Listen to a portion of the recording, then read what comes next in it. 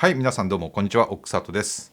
今日はですね、先日公開した、僕のソニーの α7-5 の、先行レビュー動画内で、ちょっと誤った情報を発信してしまっていたことが発覚したので、本日はですね、そのお詫びと訂正がございます。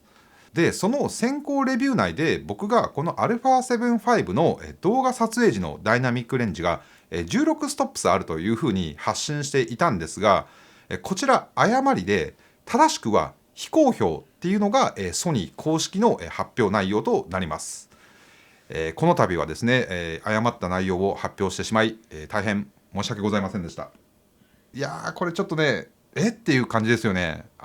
僕もちょっと全然納得してないんですけど、その経緯っていうのをちょっとお話しさせてください。まず、今回僕はこのソニーさんとのタイアップを行う上で、先行で α7-5 をこう貸し出してもらっていて、で、その際にソニーからスペックに関してはもちろんこうオリエンを受けているんですが、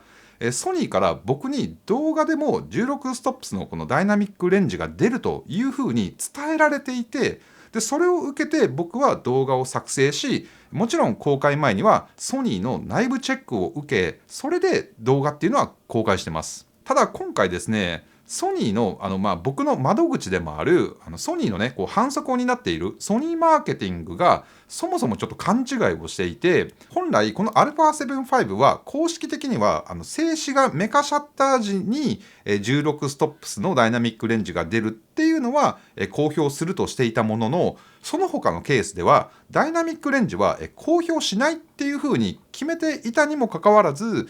僕の動画ではその16ストップス出るというふうにお伝えしてしまっていたことで、僕の発信した内容と公式サイトの情報が、一部食い違うことになってしまい、それが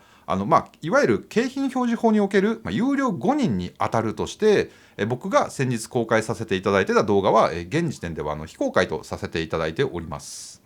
で、この動画はですね、ソニーからこういった内容を出してほしいって言われたわけではなく、あくまで、僕自身もね、間違った情報を伝えられていたとはいえ、結果的には、見てくれたみんなに、正しくない情報を伝えてしまっていて、一部誤解とか、混乱を招いてしまったことに対して、そこは僕の責任でちゃんと訂正とお詫びをしなきゃということで、出してます。で、ここからはですね、もう100% 僕の愚痴と言い訳なんですけど、まずそもそも未公表なんかいって話ですよ。なので、この α7-5 で動画撮影のダイナミックレンジ、16なのか、15なのか、14なのか、はたまた17なのかすらわからないってことなんですよね。なので、僕が公開してた動画では、いやー、16ストップス出て、ハイライトとかシャドウに情報が残っててすげーとか、バイアスがかかってたとはいえ、発言してしまっていたのでね、もしそれが違うなら、本当もう僕、赤っ端もいいところですよ。いやー、これはかっこ悪いなで、一応ね、僕は今回ソニーから謝罪は受けていますし、そこはちょっとね、今後しっかりしてもらえればいいかなとは思うんですけど、いやー、でもね、超ドタイトなスケジュールであれ作ったんですよ。それがね、非公開かっていうのは、残念だなっていうふうには、僕自身思うんですけど、これ、ソニーさん、貸し1ですからね。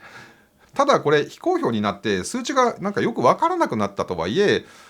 海外のねカメラ系レビュアーの方が、独自にテストをしている動画を見ると、α7-4 と比べるとそのシャドウ部分の、コントラストだったりディティールっていうのは明らかに α7-5 の方が高いっていう風に、検証されていた方もいましたし、僕自身も動画をこれで撮って作っていて、α7-4 とね比べてそこはやっぱ同じように感じていた部分なので、少なからずその改善はしてるとは思うんですけど、ただもうほんとね正確な数字っていうのは分かんないです。今回ねソニーにじゃあ改めてこれ正しい数字何なんですかって聞いても、いやそこはもう非公表ですとしかお伝えできませんっていうふうに言われてるんですよ。でこれがなんかそのソニー的に思ったよりパッとしない数字だから非公表なのか、またその次に出るねその例えば次世代動画機でもっと大々的に動画のダイナミックレンジをフューチャーしたいからとかっていうマーケティング的な意図があって非公表なのかっていうのは、僕は分からないんですけど、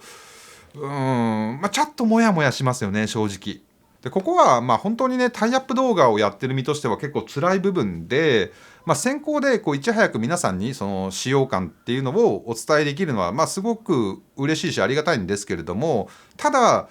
ですね、いろいろ制約がやっぱりどうしても課されてしまって、例えば独自にね数字を計測して発表するなんていうことは、それはできなくなっちゃうんですよ。やっぱりそのメーカーから依頼を受けてその情報を発信しているので、勝手にね自分で計測して、なんか違う数字を発表するなんていうことは、余計おかしくなっちゃうんで、そういったことがやっぱできなくなるっていうのは、タイアップ動画のちょっと、やりづらさっていうのは正直あります。とはいえ、僕自身もやっぱり、その間違った情報を伝えてしまっていたっていうことに対しては、反省しなきゃいけない部分もあると思っていますし、今後ねこういったことを繰り返さないように、ただいわゆるそのインフルエンサーとしてそのメーカーの拡声器にならないよう、僕自身もですねもう一度襟を正してしっかりと正しい情報をお伝えできるように、メーカーとも戦いながらですねいち早く皆さんに有益な情報を今後ともお伝えしていければなというふうに思います。はい、というわけで、今後ともですねどうか変わらず応援していただけると嬉しいかなと思っております。なので、はい、この度はちょっとすいませんでした。はい、というわけで、本日の動画は以上となります。それでは皆さんぜひ、次の動画でもまたお会いしましょう。